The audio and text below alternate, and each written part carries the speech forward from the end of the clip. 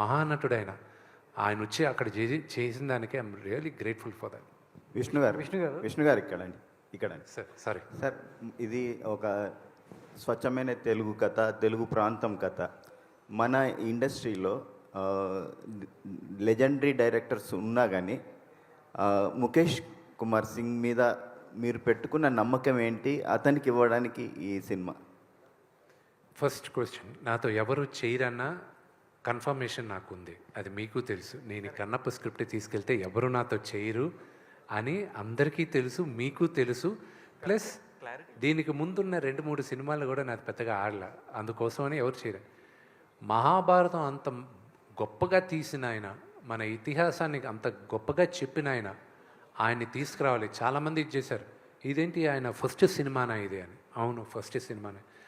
కానీ ఇలాంటి hidden gem ఇలా ఎంతోమందితో నేను పనిచేయాలని నేను ఇంకా ఫ్యూచర్లో కూడా ఆశిస్తున్నాను. నేను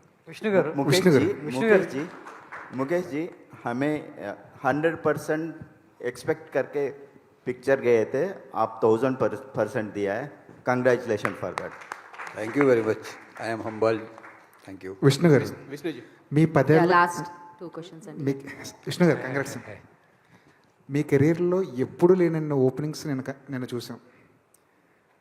ఈ ఓపెనింగ్స్లో ఈ నెంబర్స్ మీరు చెప్పకపోయినా దీని వెనకాల ప్రభాస్ ఇంపాక్ట్ అంతవరకు ఉంది ఈ ఓపెనింగ్స్ వరకు? 100%. I believe that. కొంతమంది డిబేట్ చేయొచ్చు కన్నప్ప సబ్జెక్ట్ అది ఇదని. I have no ego in accepting నా బ్రదర్ ప్రభాస్ వల్లే ఈ ఓపెనింగ్ వచ్చింది అని. I know that.